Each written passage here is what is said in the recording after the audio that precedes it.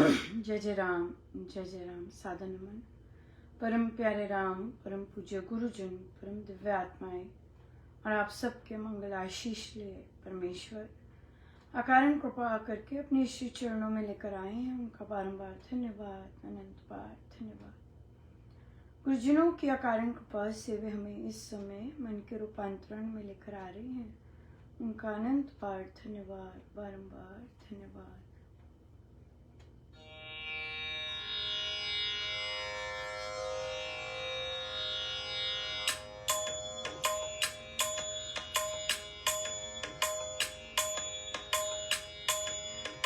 देव चरण कमलों में, महाराज चरण कमलों में, मुझे आप लगाए रखना जी, मुझे आप लगाए रखना जी।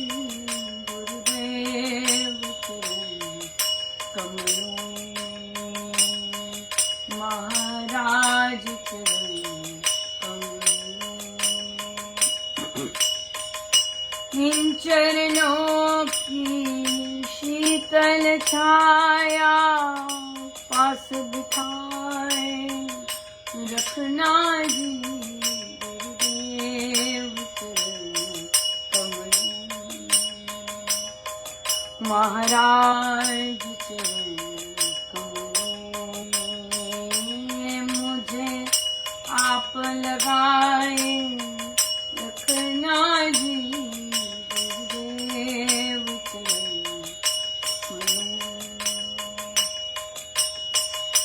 दिन दिन दूनी होवे भावना,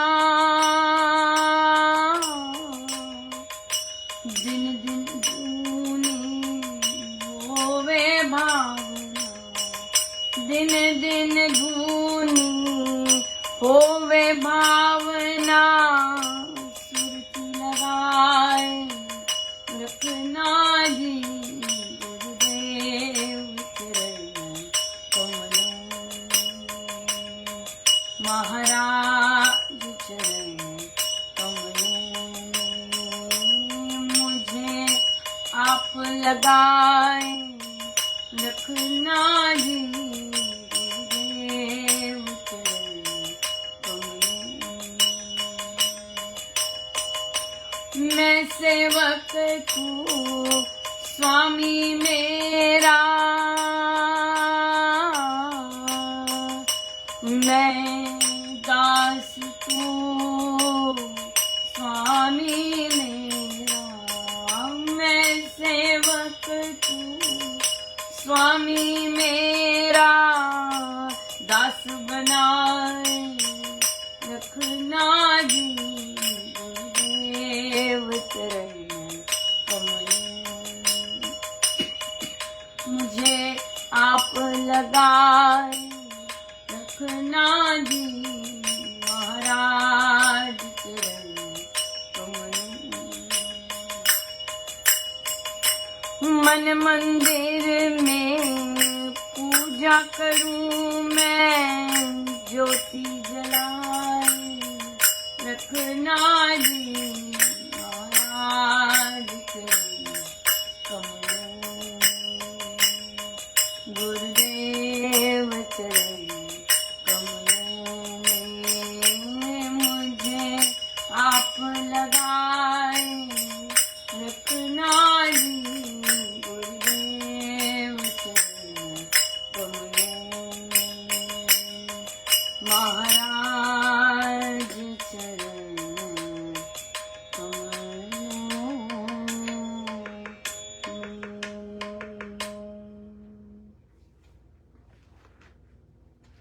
श्री प्रवचन पीयूष जी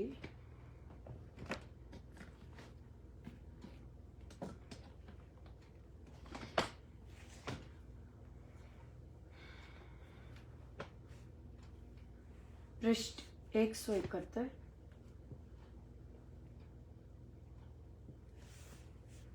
नहीं, 172।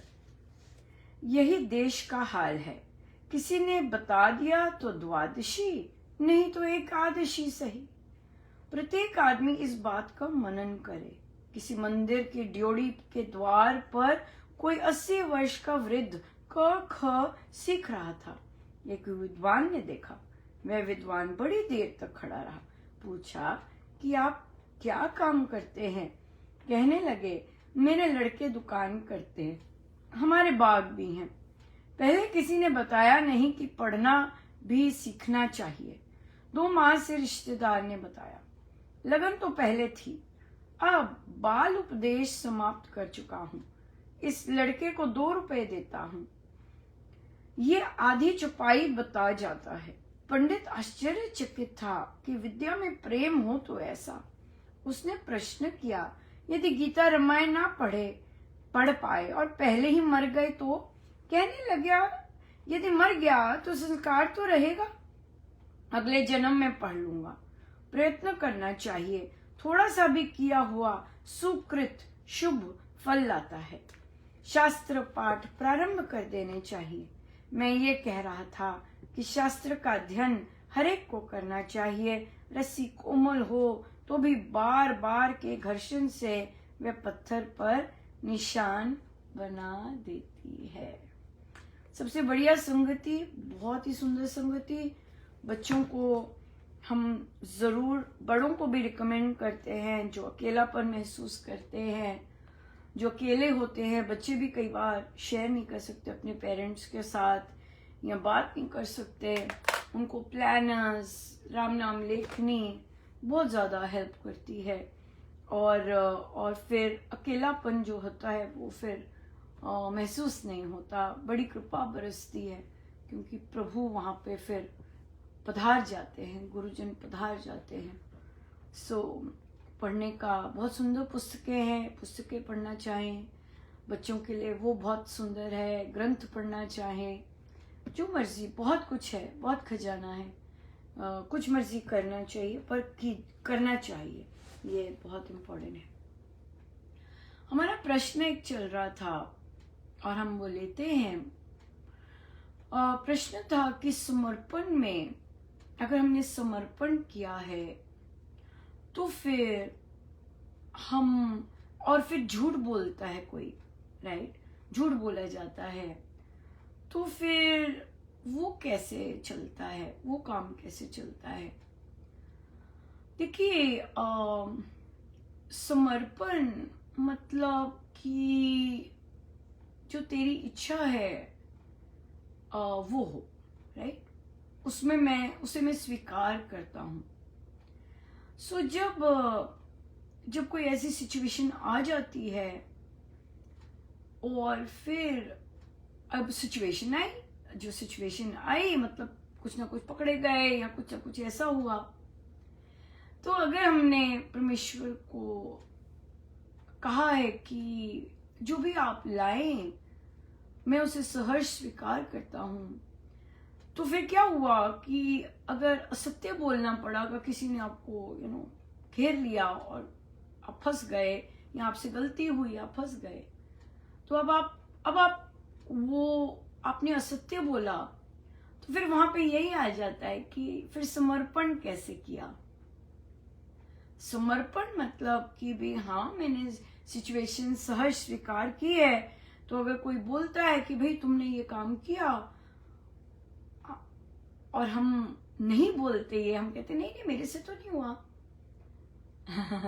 तो इसका क्या मतलब हुआ? इसका मतलब हुआ कि हमने वो जो सिचुएशन है वो स्वीकार नहीं की है, राइट। स्वीकार करने के लिए बहुत जबरदस्त बल चाहिए होता है, तभी फिर ये भक्ति की पराकाष्ठा है, राइट। अभी तो हम उपासक हैं, साधक उपासक जो कि सिस्टमैटिकली लगे होते हैं, मनमानी ये यहाँ पर समर्पण का मतलब कि मेरी अब कोई इच्छा नहीं है, मेरी ना तो सिद्धियां पाने की इच्छा है, ना मेरी कोई इच्छा नहीं है, जैसे तो रखे, बहुत बहुत सुंदर, बहुत बहुत कृपा है, और जो भी हो रहा है मंगल हो रहा है मेरा, you know, that's for sure. तो इसलिए फिर जब हमें अगर असत्य बोलना पड़ रहा है, इसका मतलब है कि मैं मनमानी कर रही हूं या कर रहा हूं। असत्य मतलब किसी चीज को छुपाना या वो, और मैंने अपनी मनमानी की, राइट। तो इसलिए फिर चाहत समाप्त होनी, फिर वहां से समर्पण बहुत सुंदर आता है, क्योंकि आपको अपनी कामनाओं का, अपने मन का, अपनी इच्छाओं का वो समर्पण होता है कि नहीं, मुझे आपके डिसीजंस बहुत अच्छे लगते हैं प्रभु, मुझे आप जो मेरे लिए डिसाइड करते हैं बहुत अच्छा करते हैं।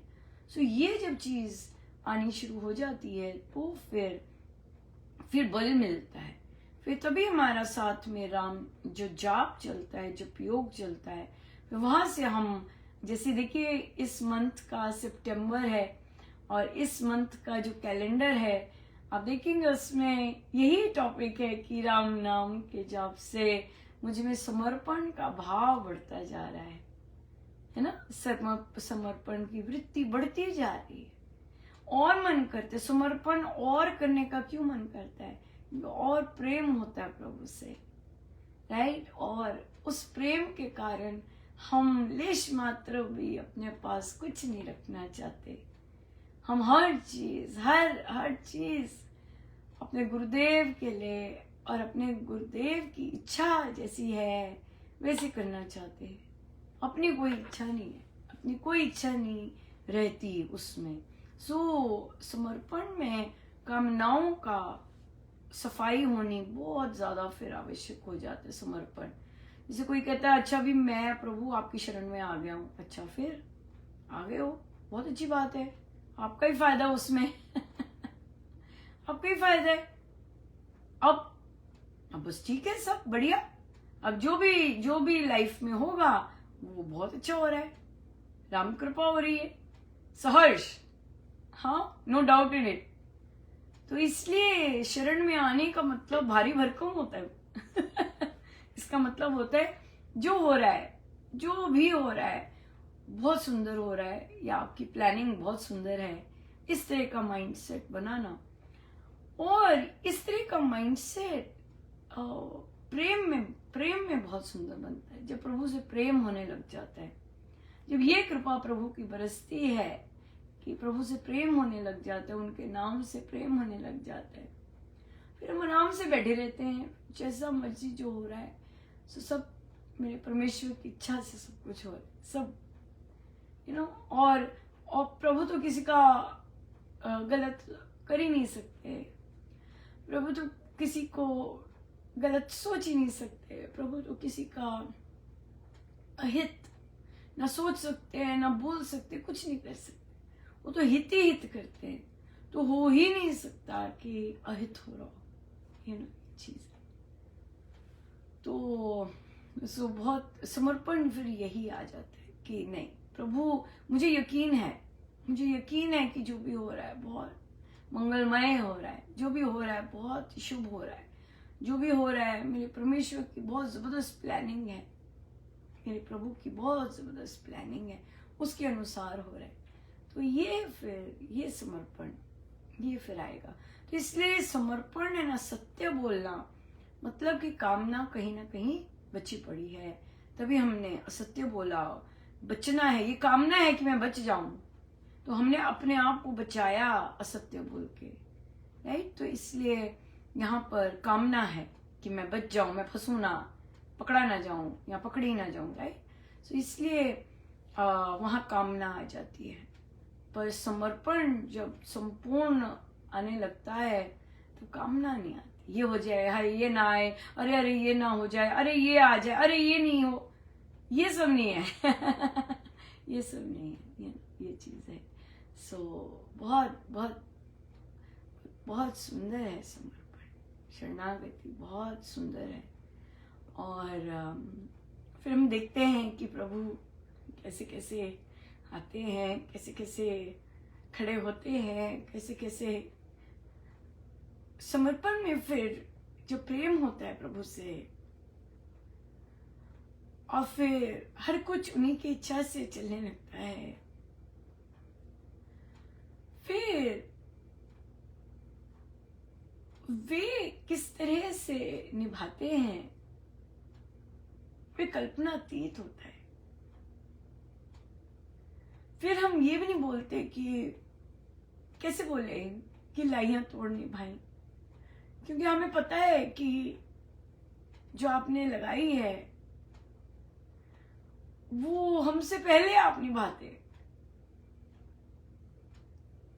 ये प्रभु की मतलब हमें कहना नहीं पड़ता, हमें कुछ कहना नहीं पड़ता कि आप निभाइए प्रभु, मेरी लाज रखिए, है ना।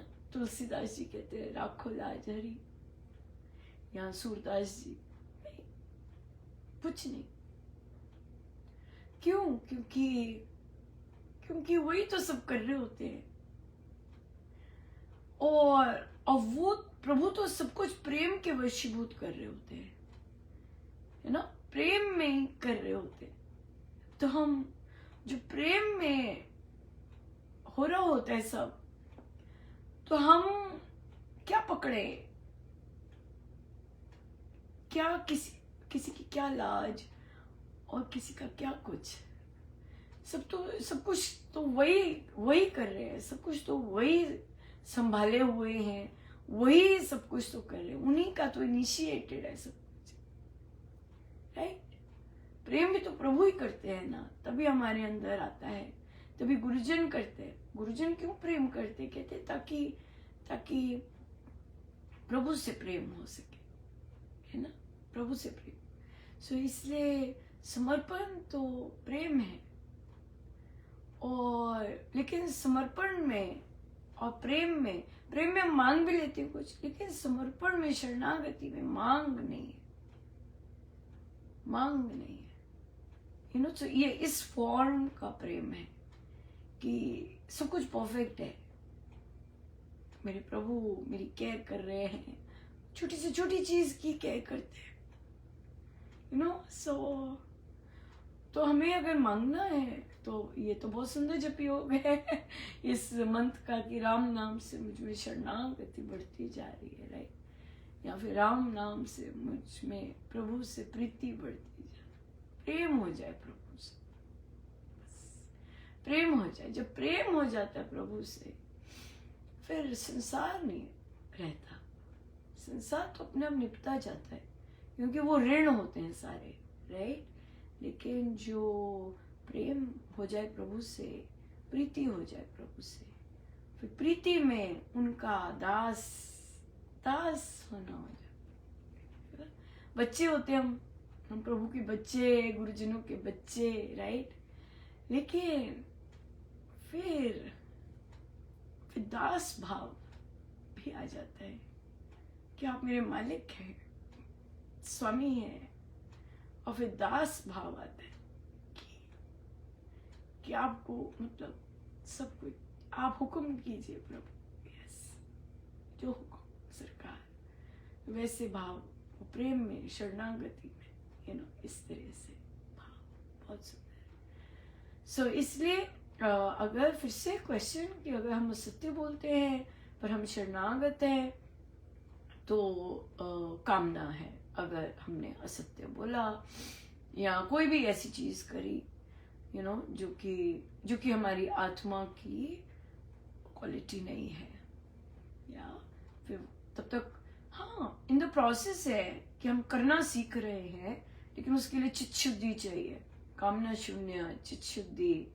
तो ये सब बहुत इंपॉर्टेंट चीजें हैं। प्रलोभन बिल्कुल नहीं, फोकस इतना जबरदस्त फोकस कि नहीं, ये सब नहीं प्रभु, आप ही ये सब। सो या बहुत बहुत धन्यवाद गुरुजनों, अनंत बार धन्यवाद, अनंत बार। सब गुरुजनों का उनके शिष्य। आइए सीधे होके बैठे।